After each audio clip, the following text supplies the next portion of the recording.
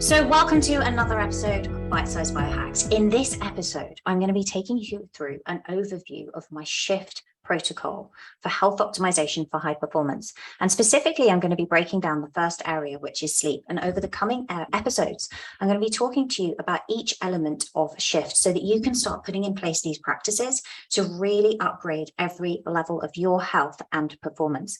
So before we get started in relation to sleep, let me first give you an overview of what the shift methodology is. So shift basically stands for sleep, hormones and neurotransmitters, insights, fuel, and training. And that training element, the last T, is actually training of both the mind and body. I found that both are equally important, and we really need to condition both our mind and body every day if we really want to be truly healthy and have a high performance lifestyle.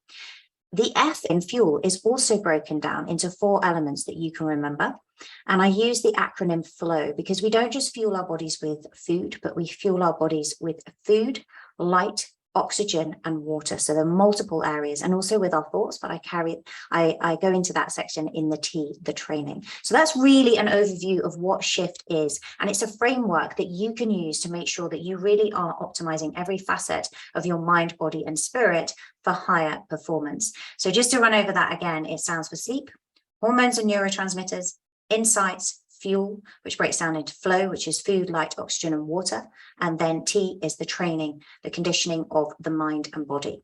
Now, over the coming episodes, I'm going to be breaking down each section of the shift model so that you can start using it. But in today's episode, we're going to start with sleep, which I do believe is the foundation of everything, and definitely where I really missed a step when I was busy working as a corporate lawyer, working all night and weekends and sacrificing my sleep. So I'm not going to go into the science of why sleep is so important here. I think everyone really understands that.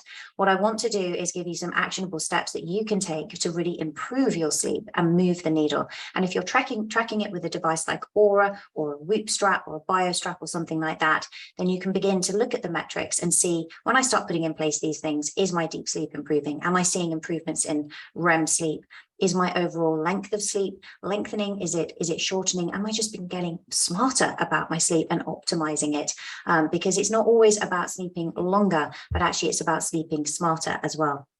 So the 3 biggest problems that I see in relation to sleep, why I think people are not getting a good night's sleep, barring, things like hormonal issues, particularly around perimenopause, there are 3 key reasons that I see. And the first one really is that people tend to procrastinate sleep. And that's often why they're not getting enough. So what do I mean by that? I mean, they put it off. And that's because we have the lure of things like Netflix or just, chatting to our partners or family or friends in the evening. And I think we also underestimate how long it takes to get kids into bed, to get ready for bed.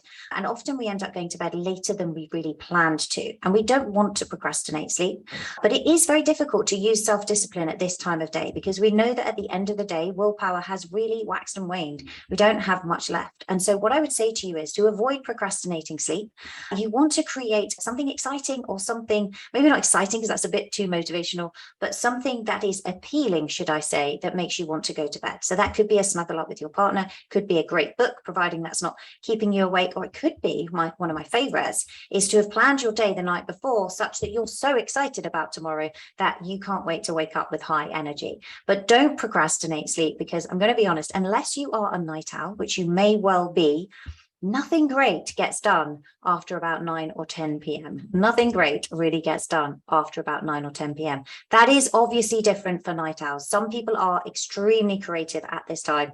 Definitely not for me. You can do questionnaires online to find this out. Dr. Michael Bruce has a very good set of questionnaires about whether you're an early morning type, a lion as he calls them, or a wolf, which is a night owl, or some of the other types. You can also do a DNA test, which is the easiest way that I've done, because it also gives you a whole host of information, not just on your chronotype, on your stress, on your power, strength, endurance ratios, on your nutrition, how sensitive you are to things like fats and carbs. And that's very easy to do. And if you want to find out more about how you can test your DNA with literally a 60-second saliva test, then just head over to angelafosteracademy.com/DNA, and you can find out more about it there. But Assuming you know your chronotype, you'll know roughly what time you should be going to bed. And again, this is something you can test and play with. But the key thing is to not procrastinate sleep. And so give yourself something to look forward to. When you start to associate how much better you feel the next day when you have a good night's sleep, you're in turn more likely to go to bed a bit earlier as well. So set yourself up, bookend your day, plan your tomorrow so you've got something to look forward to. You're more likely to go to bed earlier. The second thing is anchoring. This can be an issue. So we anchor certain emotions with our behaviors and they can quickly arise. And sleep, unfortunately, is one of those. If you've been in bed where you found it really, really difficult to sleep, it can quickly lead to a neural association with your bed being the place that you can't sleep. I've had this with my children as well. It's something you have to work around to get over.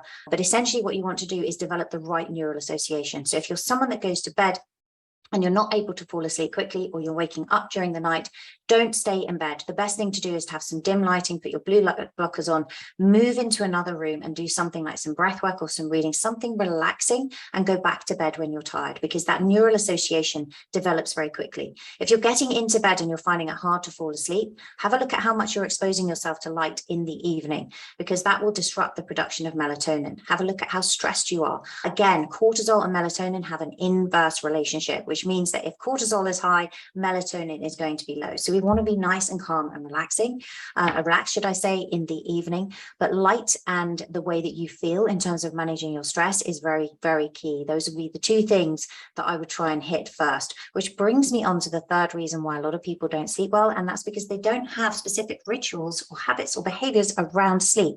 I would encourage you to develop some really good set of rituals or practices that you do that sends a message to your mind and body that it's time to start getting ready to sleep, so that you start conditioning the mind and body that sleep is going to come over you very shortly. We're super good at doing this with our children. You know, once we have that baby, we basically create a lovely, beautiful, relaxing evening routine because we as parents want to get them into bed and get some sleep. So we give them a warm bath. We snuggle up with them and give them cuddles. As they get bigger, we read them a story. And very quickly, what happens is the moment they go into that bath, they become conditioned that bedtime is coming. And what you'll notice is your baby or your toddler goes down a lot easier. We need to do the same things for ourselves as adults, whatever that evening routine is. It could be that you do have a warm bath. Many people enjoy a cold shower. Lots of people prefer a bath and, you know, add some Epsom salts and so magnesium salts and some essential oils like lavender can be very calming. Lighting a candle, maybe doing a bit of yoga, something relaxing. Agreeably, this is very difficult if you're a parent like me who has children who are sporty and you're going round to swim clubs and different things in the evening. So it may be that not every night you can do this, but you create something shorter, some form of routine. If you're watching this on YouTube, you can see my red light behind me. Something that I love to do earlier in the evening is actually to do a red light therapy session and then put my blue light blocking glasses on. This really helps tell my body, particularly in the height of summer when it isn't getting dark early here in the UK, that I'm kind of creating that sunset experience. So I will sit in front of my red light, maybe do some breath work. I'll book in my day. I'll write in my journal. I'll record my daily wins, the things that I'm looking forward to the next day, how I can make tomorrow even better. Now, I don't face the light if I'm doing this, if I'm writing in the journal. I actually have my back to the light because it's too stimulating on the eye. That LED light in the evening is going to be too stimulating on the eye. So if you want to sit in front of it, then I would do some meditation or breath work or just sit there calmly, listen to music, or even just be quiet for a few minutes, which we don't do enough, but put a sleep mask across the eyes and then remove that after the session and then put on your blue light blocking glasses. Otherwise, you can do it with your back turned to it, which is better as well. So that would be my evening routine when I'm at home and I have time. And then I put on my blue light blocking glasses. I religiously do this because that helps me to produce more melatonin. I love the lights and the blue light blocking glasses by Red Light Rising. You can see the links to those in the show notes, but that's part of my routine. But a big thing is I will always book in my day and journal.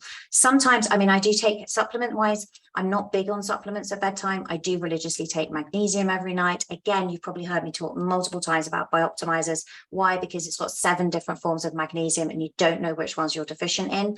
I've had clients who take this. They love it so much. They can't stand it when it goes out of stock. I think it's an incredible product. And as you know, I take it sometimes during the day, particularly if I'm having a particularly stressful day as well. But I take that every night. I also like to take some reishi reishi mushroom, very relaxing and calming at night as well. And that really helps to up level my sleep. If you haven't listened already, go back and listen to Tuesday's episode. It's episode number 163 that I did with Simon Salter, the co-founder of Dirty World.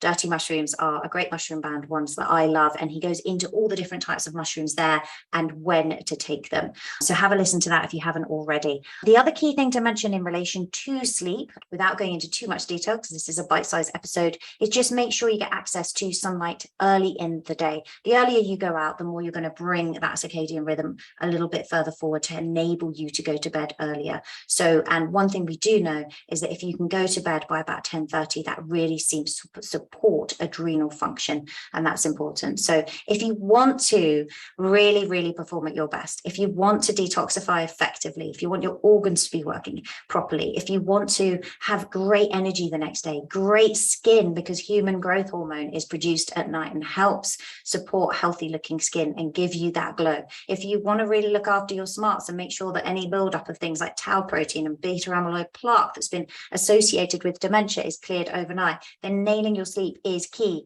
I personally track mine with my Aura ring, but I would suggest that you really focus on it. You can't really change what you don't measure. So measure it in some way, even if it's with a free app like Sleep Cycle.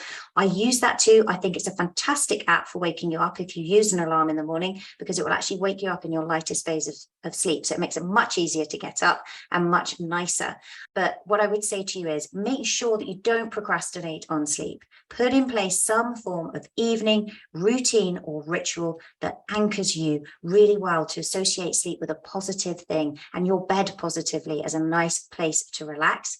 Work out what works for you. I've shared my evening routine, some different tips and things that you can try, whether that is a warm bath, a cool shower, whatever it is, snuggling up with your partner in bed. But make sure that the bedroom is only used for sleep and sex. And if it doesn't keep you awake, reading. But I wouldn't use it for anything else. Never put a TV in the room. Anyway, those are my top tips. Let me know how you get on, and I will connect with you again next Friday for another bite-sized biohack episode.